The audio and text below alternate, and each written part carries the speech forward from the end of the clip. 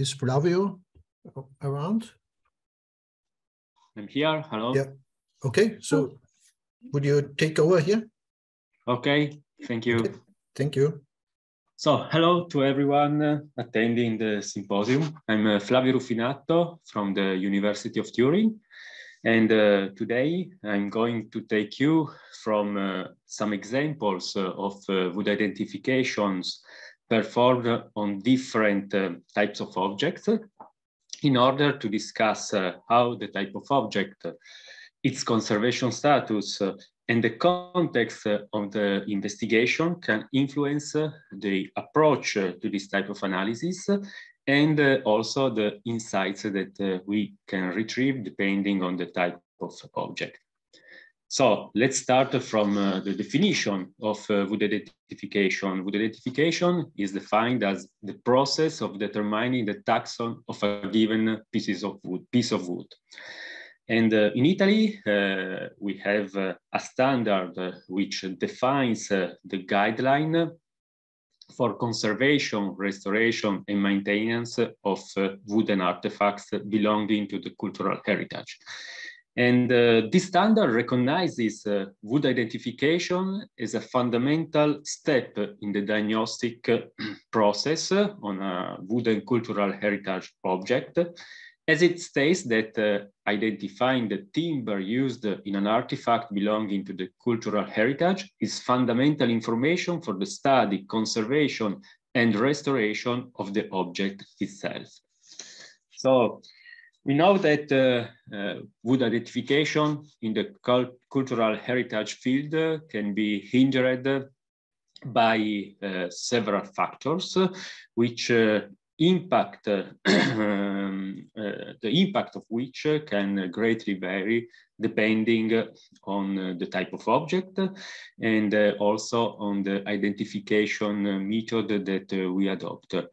And first of all, we know that authorities responsible for the conservation of this kind of objects are usually reluctant to sampling.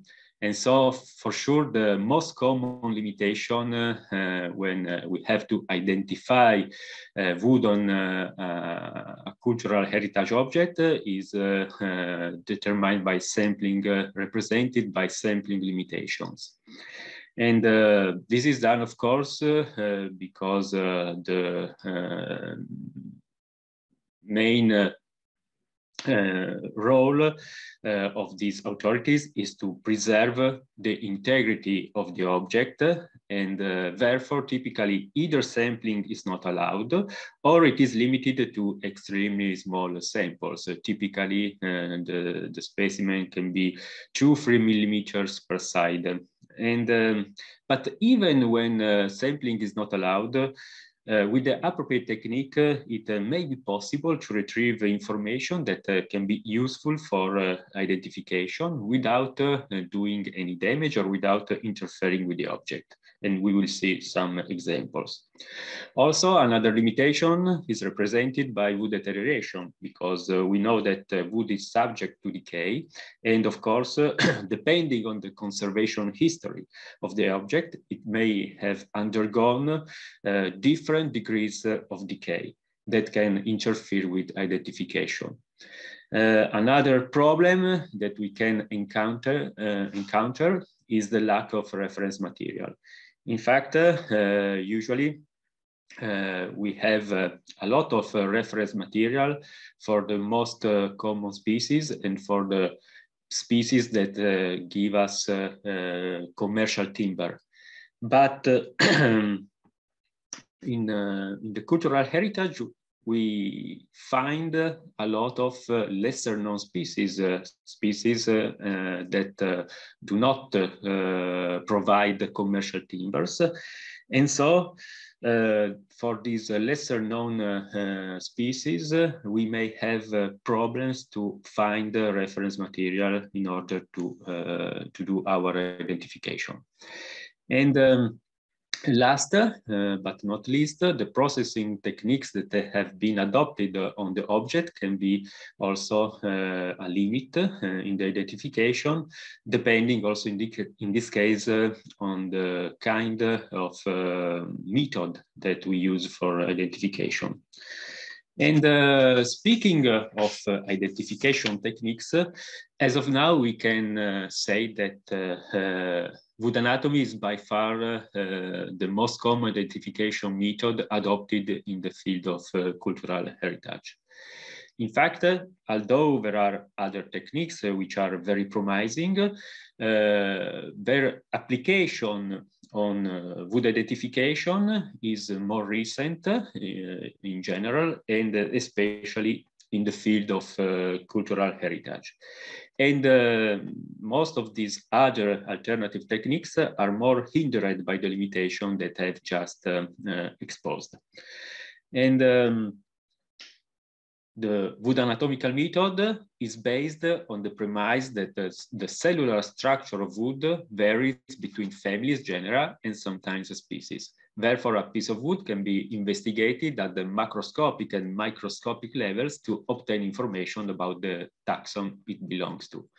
And from this definition, we can also see what is the main limit of this anatomical method, which is the accuracy, because only rarely we can reach the detail of the species, but most commonly we have to limit our identification to the genus or to a group of species. But anyway, in most cases, this accuracy is still enough for our purposes. And therefore, in the following slides, I will present a few case studies that span from Aboriginal artifacts to archaeological finds, to find cabinetry, to discuss how the type of object, its conservation status and context of the investigation influence the previously mentioned limiting factors on identification, how complementary information about the artifact can be used in combination with the anatomical features that we retrieve from the samples or from the object in order to refine our identification and its accuracy, how the identification procedure has to be adapted to the single specific artifact and its characteristics, and finally, the insights that can be retrieved from the identification. In the first case study, I encompass a series of Aboriginal artifacts from the Pacific Ocean region from the last century. Here we analyzed 14 different objects, some of which are represented here in this slide. So you can see we have some masks, some clubs, boomerangs. There were also drums, canoes, etc. And this is a typical case in which, as you can see from the results, the accuracy of the identification was limited to the genus. So in any of these cases, we were able to go further than the genus. And in one case, in the Medang group, we were not even able to define one genus, but we had to limit to a group of genera that are commonly encompassed under this commercial name of Medang.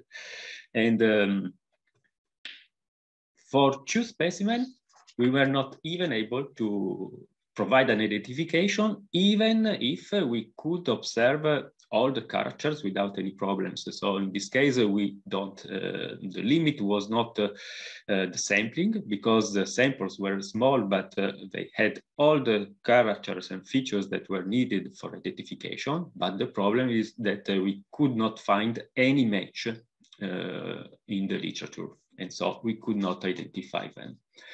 So in this case, the main limit for this identification was the lack of reference material, because all the species were not commercial, not all, but most of the species were not commercial timbers and not commercial species. And for sure, in this case, knowing the geographical origin was very important in order to delimit our search. And for the other aspects, we didn't have wood deterioration. Sampling limitation was on average, so it was a typical sampling that we can have on this kind of objects. And we could anyway retrieve some interesting information about the woods used in this cultural field, which is not very explored as of now. In this second case study, instead, we move forward to a panel painting from Northern Europe, which is around the 16th century.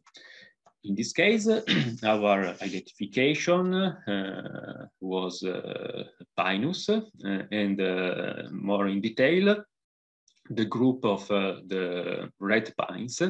And based on geographical provenance, we could restrict the possibilities to these three species, Pinus sylvestris, Pinus mugo, and Pinus nigra. And this identification was interesting because this was an example of object where we were not allowed to sample. But since some dendrochronological studies were had to be made, they wanted to know the species. And so we carefully checked the back of the painting, and we saw that there was a perfectly radial-oriented surface. And since by macroscopic analysis we could state that it was a softwood, we decided to take a single thin section directly from the back of the panel. So it was a micro-sampling because the section was something around 20 microns thickness. And we observed this section directly under the microscope. And we choose to make this kind of section because softwoods can be sometimes identified only by the radial section, which has a lot of characters useful for identification. And we were lucky because it was actually one of the cases in which just the radial section is enough to reach the most possible accuracy in the identification. And so we were able to retrieve the needed information by micro sampling. Third case study instead is about the archaeological, some archaeological wood from Japan, of which the dating is still in progress. In this case, we analyzed the two samples, both belonging probably to this Shadopithis verticellata, which is known as a Japanese umbrella pine. And in this case, instead, the main limit was the deterioration of wood, because the wood was too fragile to make thin sections. And therefore, we observed the specimen directly by epilumination light microscopy. And unfortunately, the degradation of the wood structure and of its cells also ruined some of the features. And this is the reason why it is said probably, because there are some characters that are not so clear. And finally, the last case study is one of the is a piece of art that is considered by some historians like the best cabinet in the world, and this is called the Doppio Corpo from Pietro Piffetti, an Italian artist in Turin, and from the 18th century. In this case, we identified two species, two parts, one as boxwood and the other one as Brazilian rosewood. And the interesting part of this identification was that due to extreme value of this object, we were not allowed to sample also in this case. And therefore we took some little veneer cards that were had to be replaced during the restoration of the object. And we observed directly the cards under epilumination light microscopy. And in this case, it was interesting that the processing technique also influenced the visibility of the anatomical features, because the side finished with shellac actually improved the visibility of the anatomical features, and therefore allowed us to identify the two veneer cards. And also in this case, the knowledge about historical traits allowed us to restrict for the rosewood, to restrict to the Brazilian rosewood, because the Dalbergia genus, the genus of rosewoods, is known to not be identifiable at the species level.